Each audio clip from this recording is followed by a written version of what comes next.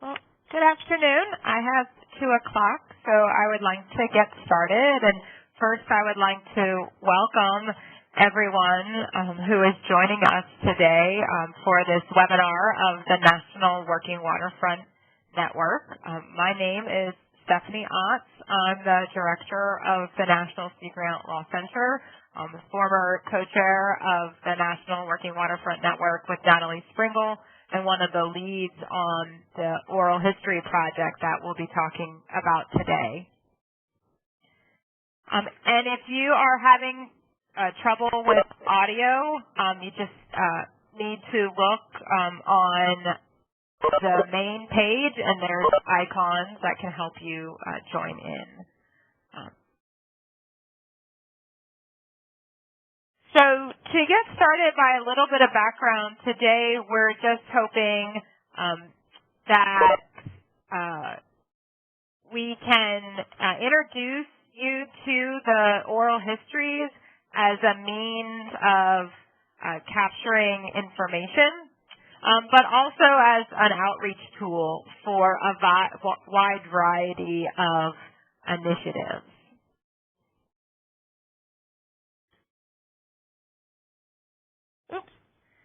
So just to introduce you to the project team, in 2014, the National Sea Grant Law Center, Maine Sea Grant, and NOAA's Office for Coastal Management received funding through NOAA's Preserve America initiative to capture and preserve oral histories showcasing working waterfront preservation efforts.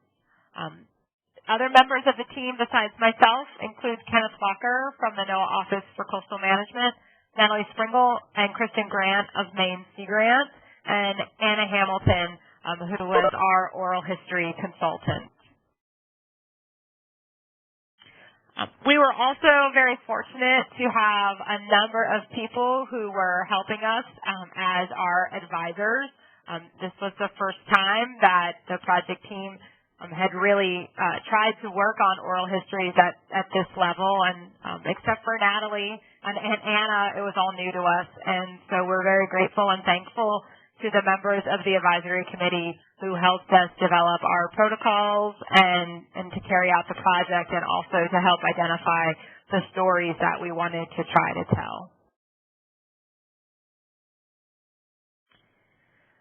So the Oral History Project was an outgrowth of the National Working Waterfront Network Sustainable Working Waterfronts Toolkit, which was funded by the Economic Development Administration and released in May of 2013. And I wanted to show you a little bit about the website because it is where the oral history collection is housed and saved.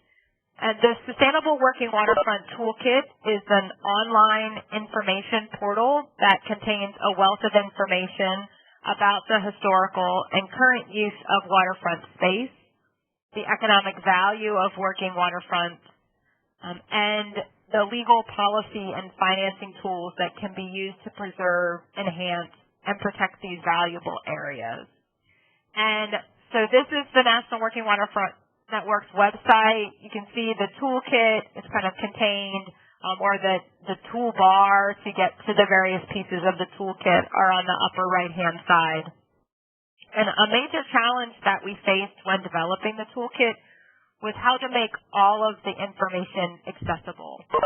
A narrative report provided the foundation for the material that you see on the website, but we talked a lot about how to break the information into smaller pieces, use search engines and graphics to get people to what they wanted to know. And to highlight how these tools have been implemented around the country to address working waterfront challenges, the toolkit features narrative case studies. And they can be found in the Tools and Action section.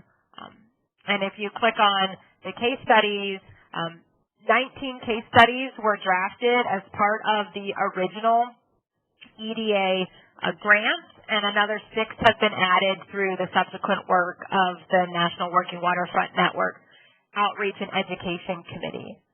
Each case study provides detail on the working waterfront issue and actions taken by the state or community to address. And we believe that these case studies are essential to bridging the gap between theory and practice, really understanding how working waterfront protection strategies are used in individual communities. But like many academic efforts, these are narratives. They started as written documents, and some are lengthy for a website. For instance, if you click on Gloucester, this is the case study, and it has a lot of detailed information, a lot of really good information, resources at the end, and contacts, but it's not the way that everyone wants to access that information. And so with the EDA funding ending, we began to explore other funding opportunities, and we applied for funding from the NOAA Preserve America initiative. This is a NOAA internal funding program designed to stimulate efforts within NOAA to preserve, protect, and promote the agency's heritage assets. The Preserve America funds are highly competitive, and so our initial proposal in 2013 was not successful, but we were encouraged to reapply. And in 2014, we were successful, and we're very excited about the opportunity to work on this project. So some of you may be thinking, why oral histories? Why was this something that the network decided to do? And what we really wanted to do was bring the case studies to life. And we thought that oral histories would be a good mechanism for doing so.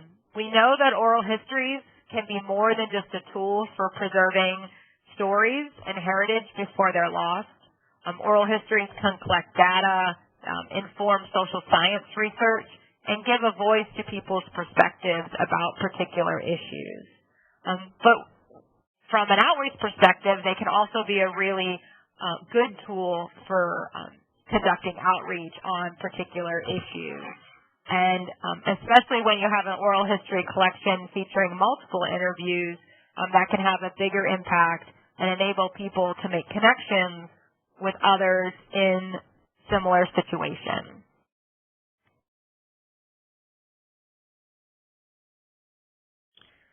So the project team invited 10 people involved in working waterfront initiatives from around the country to share their stories. This project focused on the how. How did communities preserve their working waterfronts or waterfront access? What tools and strategies did they use? And what was the secret to their success?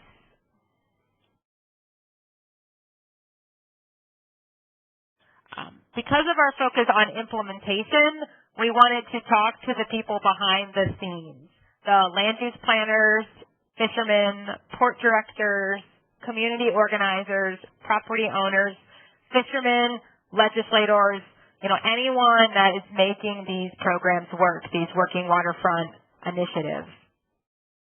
And at the recent National Working Waterfront Network Symposium that some of you may have been at in Tampa, we held a premiere night where 6 of these champions joined us to present, their thoughts and experience with the Oral History Project, and it was very well received, and it was great to have that experience. And these are just screenshots. I showed you the National Working Waterfront Network website. The collection is in the same place as the case studies under the Tools and Actions page. The oral history collection includes audio recordings of the full interviews, transcripts of the interviews, and audio slideshows highlighting key elements of each history. The slideshows are available on the National Working Waterfront Network website. The audio files and the transcripts are archived on the NOAA Voices of the Fisheries website, and the audio slideshows are also featured on the Voices of the Fisheries website as a multimedia collection. So you do have a couple different options on how to access the collection.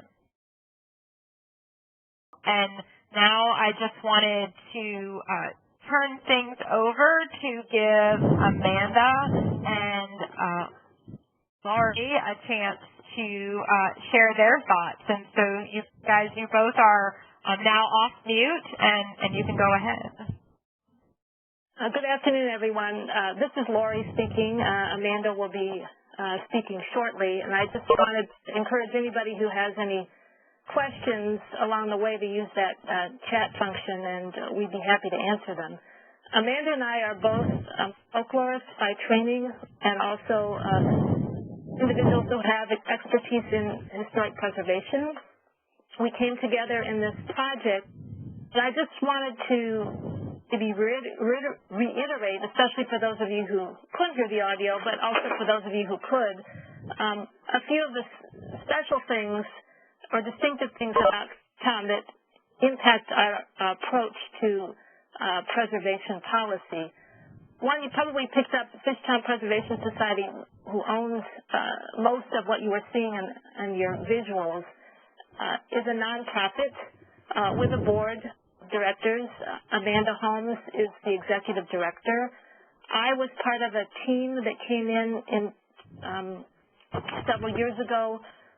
I was the folklorist and preservation historian, an oral historian, and I worked with preservation architects and the landscape architect team to draft the report I'll talk about a little more later, a planning tool and a tool to be used in the future management of the care of and the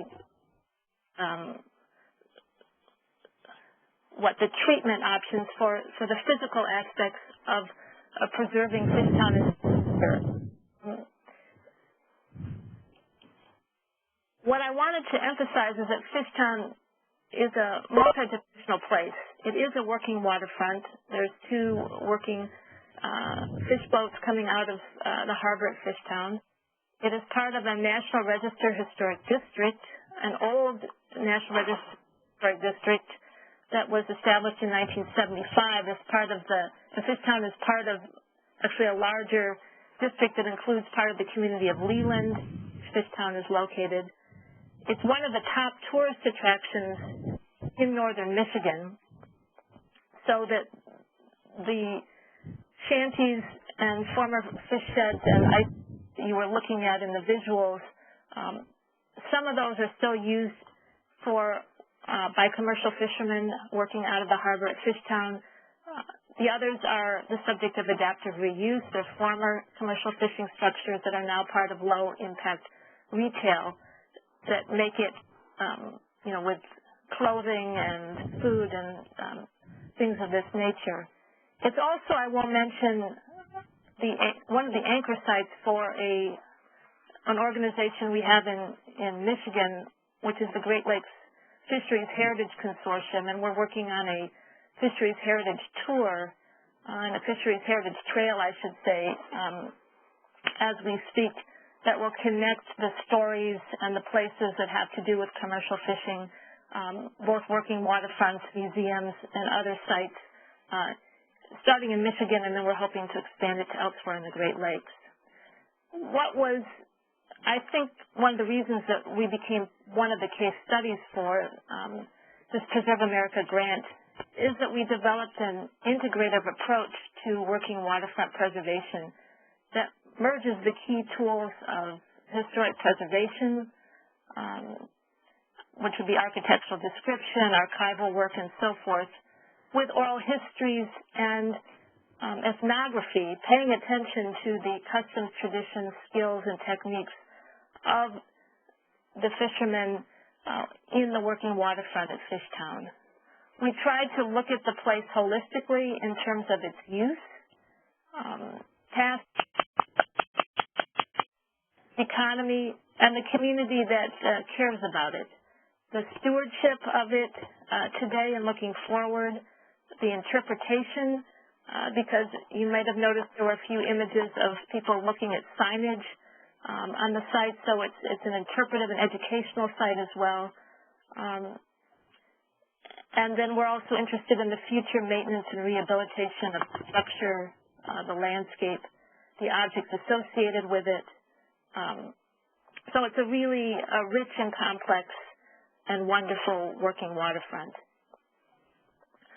One of the things I'll just mention in part of the introduction and then hand it over to Amanda to talk more specifically about how oral histories are really the foundation of the approach that's been taken to preservation and stewardship in Fishtown, is that we were working, as I said, with a National Register Historic District that had been in place for some decades. At the time that Fishtown was listed in the National Register, there weren't some of the options and techniques and tools that are available today. So, for example, we looked at Fishtown not so much as a historic district within the National Register process, but as a cultural landscape, using, for those of you familiar with this, Preservation Brief 43. So we looked at the entire site, the buildings, of course, but the river, the landscape, and its use past and present. And we also use some of the tools and notions from one of the newer bulletins, at least newer compared to 1975, Bulletin 38 in the National Register, looking at Fishtown as a traditional cultural property, which the National Register defines as a property or a place that you can include because of its association with cultural practices or beliefs of a living community that are rooted in that community's history and are important in maintaining the continuing cultural identity of the community. So a working waterfront with its long heritage of traditions, the knowledge of, in this case, the fishing banks, the use of the nets, the technology and the type of boats, and the use of the boats, what we would say in the Great Lakes as opposed to an ocean context, lake work versus shore work, all of the techniques and skills and traditional knowledge associated with a commercial fishery and passed down, in this case, by several generations of commercial fishermen who were often related by blood or marriage. These are the kinds of things that are distinctive to working waterfronts that make these of folklore, oral history, and traditional cultural property really important and useful in conceptualizing the preservation policies associated with them. So I was going to turn it over to Amanda, the Executive Director of Fishtown Society, my fellow folklorist, and somebody who really kind of conceptualized from the very beginning the approach that's been taken by Fishtown Preservation Society and the central role of oral history. So, Amanda, you were going to speak about why you began with oral history and what was important about that. Thank you, Lori, very much for the introduction. I have been affiliated with the Fishtown Preservation Society since day of the core historic portions of Fishtown, and that was in February of 2007. And when I started this position, I knew because of its popularity in our area, only the location, the occasional visit. But when I suddenly was responsible for the site and knowing it had a backlog of care, it had been the focal point of a huge regional fundraising effort to save it. And for a year and a half to 2 years, throughout the area, that is the call to save Fishtown. So everyone was bent on raising a significant amount of money, over $3 million for the purchase, so that we had to pull together a down payment. That it kind of obliterated the idea of what was going to happen once the purchase took place. And so I started as the sole staff person with the full board of directors who had just been working very hard for a long time and had to begin to build what was the future of preservation's effort. What was that going to look like? And also just personally thinking, this is a place that this community jumped over hoops, and people from 46 states contributed to this effort. It has national resonance. I was very aware of that, and an incredible body of photos to turn. But I realized what I did for any of the voices, any of the pieces in between all the photographs, And rather than kind of head into panic mode, I realized I needed to get out and start talking to people right away. And I didn't understand necessarily why this effort had taken place or why, in everyone's words, that this was so important to have had happen. And I didn't necessarily have my board. They knew I was a folklorist. They knew I had historic preservation interests, but they were very worried about, we had balloon payments, how are we going to be looking after this place, how are we going to be raising the funds, wanted to jump straight in and just start doing things. And I knew that there were many secrets there that the buildings themselves were not telling me, that I had to find people to talk to. But there are also amongst the board was not necessarily the confidence that a lot of individual stories were going to add up to good recommendations for the care of Fishtown. And so what I did within the first month was apply for a NOAA preservation grant, one of the grants just like us funding this particular effort. So, and actually was given that right away. So it elevated the role of gathering oral histories, the other thing that I really wanted to be able to do, but it got board acceptance because it was made official through, a national entity, and it was then paid for. And that was that first step that let me know what resonated to the community, to some of the leaders, and more importantly, it gave me a way in the door to talk to fishermen and their families and those whose lives have been based in Fishtown for decades. And this is when the place began to pop to life for me. I no longer would look at those old photos and feel the sense of helplessness. Suddenly, all the pieces were filling in. And what was wonderful about it is it wasn't something I was just having a casual conversation in some kitchen somewhere and having that information go nowhere else. I was recording it and taking it all in, knowing that this was there to be shared.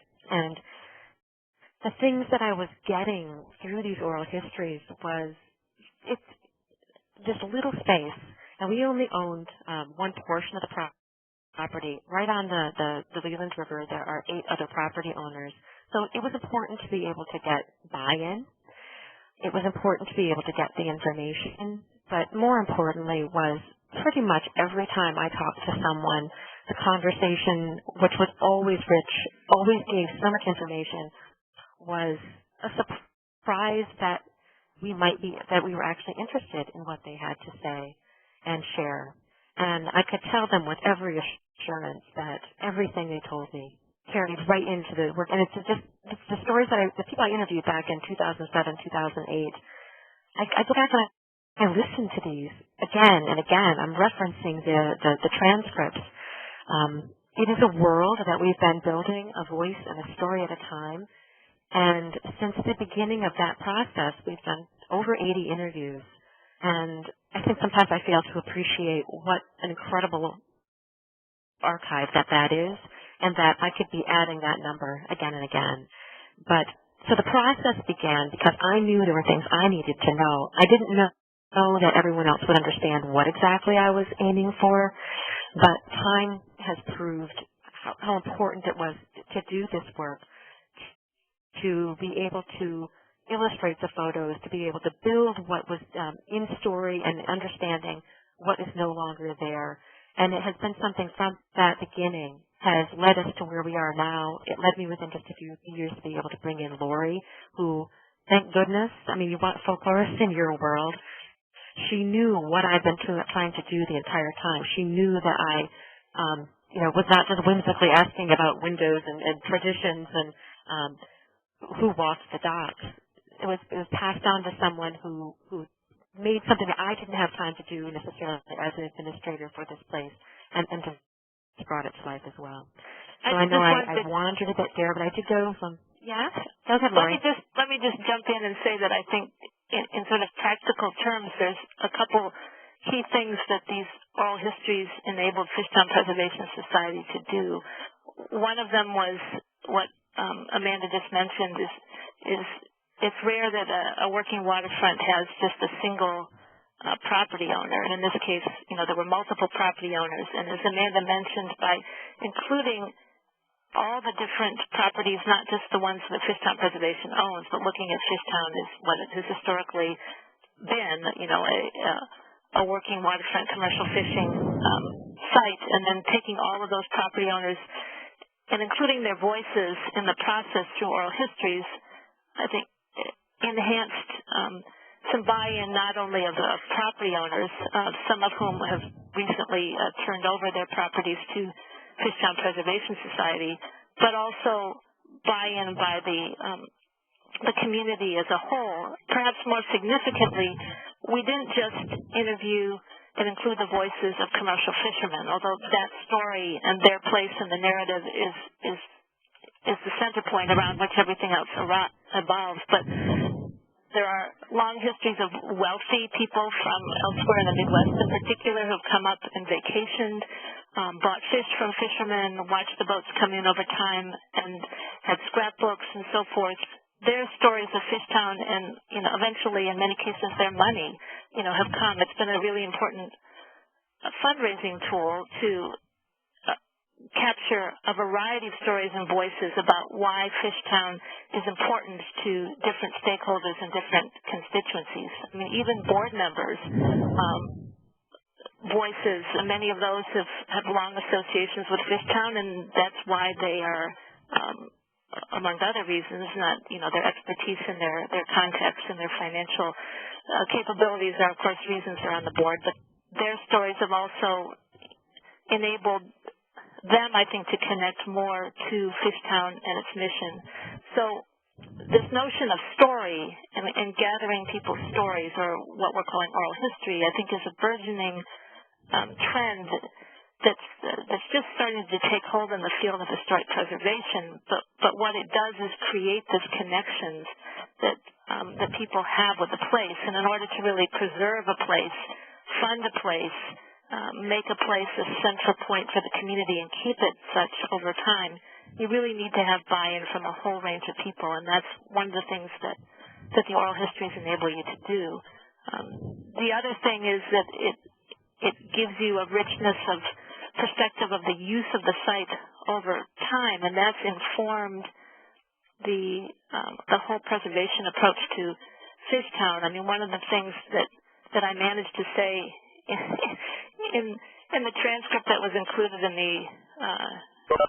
the video that you saw, the slideshow, was that you can't tickle a working waterfront, in the sense that working waterfront is dynamic, it changes over time. We came up with the phrase, the constancy of change. Fishermen are pragmatic, they make the place work. Fishtown is unusual and important because it's still a working fishery in the same site in historic fishing buildings that have been there for well over a century. But it had to be allowed to kind of grow and evolve and be functional as a fishery.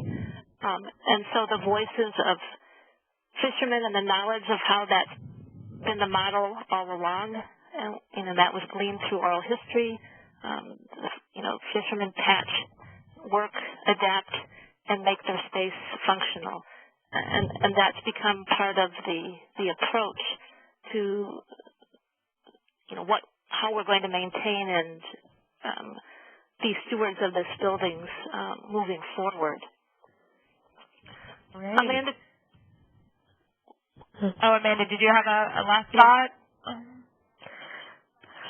Yeah, I'll just summarize with one piece. Is just knowing that what is interesting, though, in the wide expanse of everyone that I have talked to, and there are reasons why I've talked to everyone, is the primacy of fishing, and knowing that how important it is to have gathered those particular stories, because this is a place that is growing in popularity, and the pressure of people, there is still a pressure of how many people are coming to visit it, and I sometimes can feel that commercial fishing could be almost squeezed out. But having done these interviews and getting more people in line with this, it allows me to state very clearly why I'm making the decisions I'm making, what is at risk, and just to have that information. And that is a lot of that all comes from the oral histories that I have done, past and present. And so just as a working waterfront, it's very easy for something to just become a site that people want to visit. So to really use these tools, and we have to continue to use our own tools again and again to stick with that mission. Great. I'm set.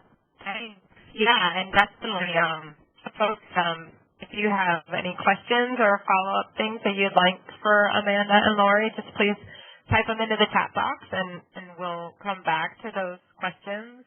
I just wanted to then talk briefly about kind of what's next for the National Working Waterfront Network or this collection. I mean, first, we just wanted to get the word out that the collection is up, that it's now available, that you can use the audio slideshows in your outreach activities, but if you are also doing more research and want access to the transcripts, the full transcripts, most of the interviews that were conducted are about an hour. Some are a little longer, so the audio slideshows are just a tiny piece of those interviews, so I encourage you to go and look at the full transcripts. We know that there's probably a lot of different ways that the oral history collection could be used, and the National Working Waterfront Network wants to try to help and facilitate their use as we can. Certainly you might want to consider organizing and hosting screenings with local speakers. You could highlight a particular community's experience at those meetings or raise awareness and understanding of particular tools. For instance, Fishtown, it has a lot of the historic preservation, but we have other oral histories that talk about zoning.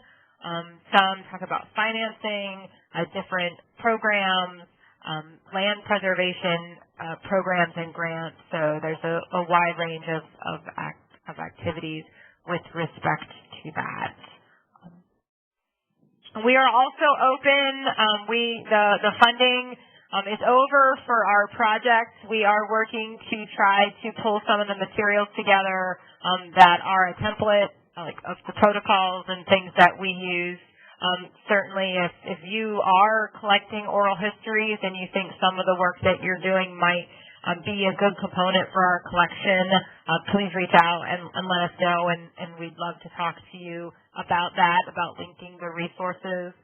Here's my contact information, and so that was the broad overview of our project, and I hope that you'll go and explore it and listen to the other slideshows. And now I'll be checking the boxes for questions. There was a question about who transcribed our interviews. We had a recommendation through the University of Mississippi for a private contractor who did our transcription. So the 10 oral histories that were collected for our project were all transcribed by one person that did that for us, but we didn't have any particular person in mind, and the NOAA Voices of the Fisheries collection doesn't have any firm requirements for transcriptions other than the interviews do need to be transcribed. Are there other questions for myself or Amanda, Lori, Kenneth Walker and Natalie Springle are also on the phone, so if you had questions for the project team, just give folks a minute to think about it and type it in.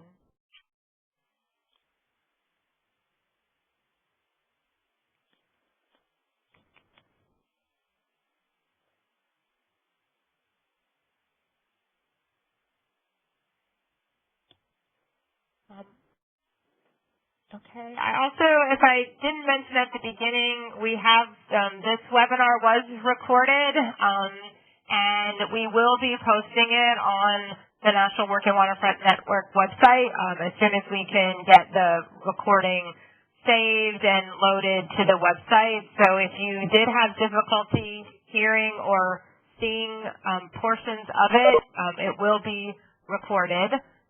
And a couple questions coming in. Lori and Amanda, this is probably for you guys. We have a question that says, in this fluctuating economy, how are things in Fishtown today for the fishermen? Well, the fishermen themselves, the economy isn't the issue right now for us. The issue is availability of fish. It's actually some of the highest prices that have ever been paid And the other challenge that we have is a very limited quota. So the way we've been able to manage that is we've hired in part of the organization for a very long time, a fisherman who works a few hours away from here, who loves being up here and making our fishing possible. We have a license for chub. There are not enough chub out there right now, but we're keeping alert to when we can have that go again, whether it's a gill net boat. And we have a license for a trap net boat for whitefish. And that we only can get 65,000 pounds a year.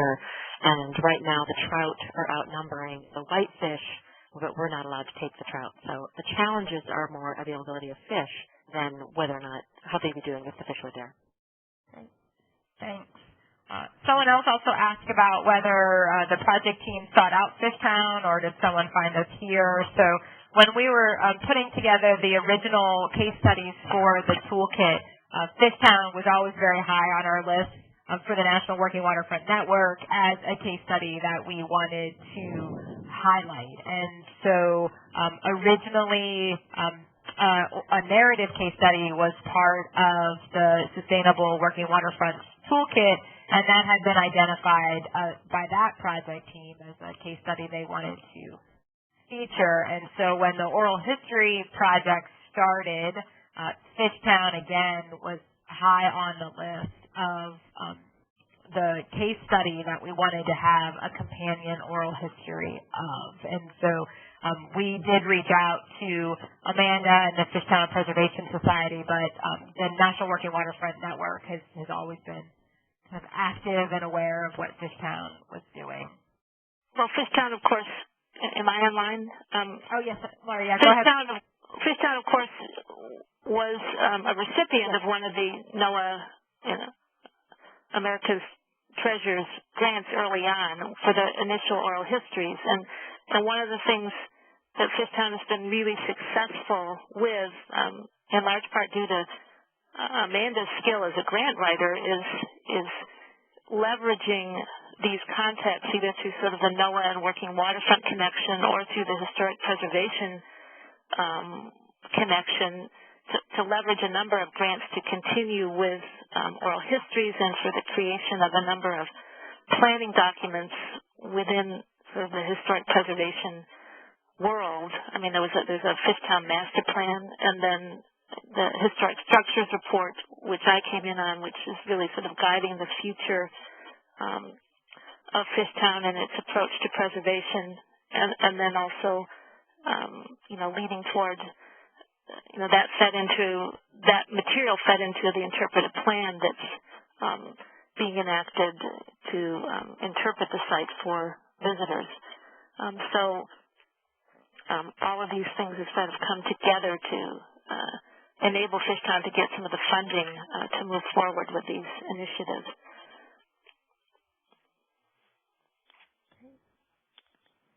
Thanks.